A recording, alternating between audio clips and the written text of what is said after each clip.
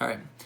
Hi, my name's Kosai Zaya, and I'm going to be doing my communication video on sign language. So people with autism exhibit deficits in communication. These deficits manifest in a variety of ways. Sometimes they can't read social cues like body language. They might not give eye contact when they're talking to you all the time.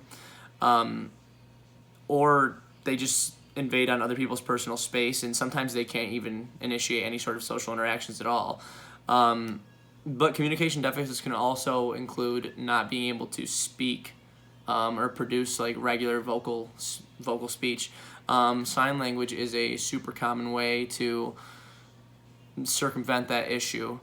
It's used with deaf individuals, often people that are mute, and it has been for the last 3 centuries or so. In the 1920s and 1930s, people started using it for those who had disabilities that didn't allow them to communicate, and it's been refined over time to the point where it includes almost all of the human language, so you can pretty much communicate exclusively using sign language.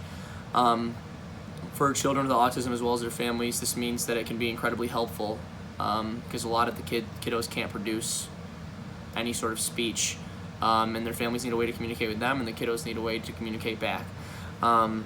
In sign language, the communication actually occurs obviously not through speech, but with the use of like hand signals and motions. They cover not only the letters of the alphabet, but pretty much everything. Like you can request actions, like objects, whatever you want.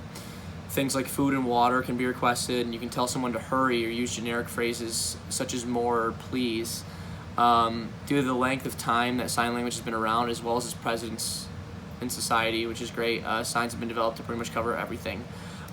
So I'm going to do a couple signs with my roommate Patrick.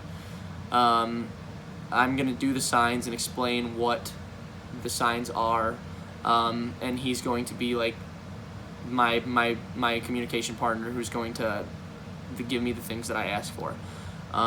So you can go ahead with the skinny pop. Show yourself taking it out of the bag.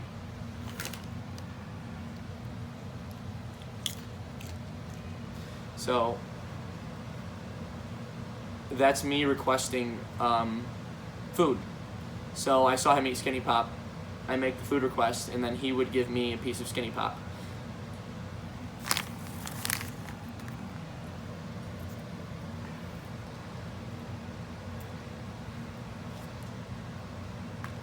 Now,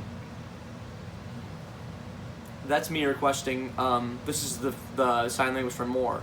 So I'm just requesting more of what he just gave me, and that obviously can be used with anything, not just food, with water, which I'll show in a little bit, pretty much anything. So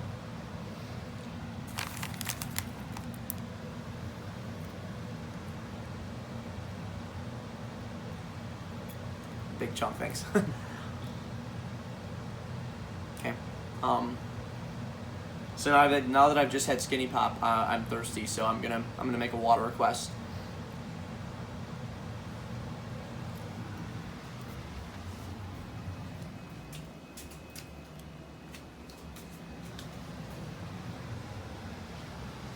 Thank you.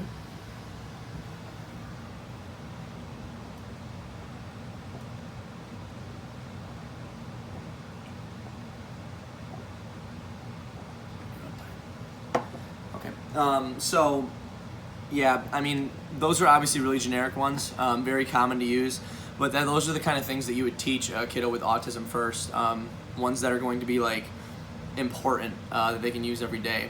And obviously I wouldn't be talking while I was doing them, but I just wanted to explain kind of what I was doing. That's pretty much it. Thank you.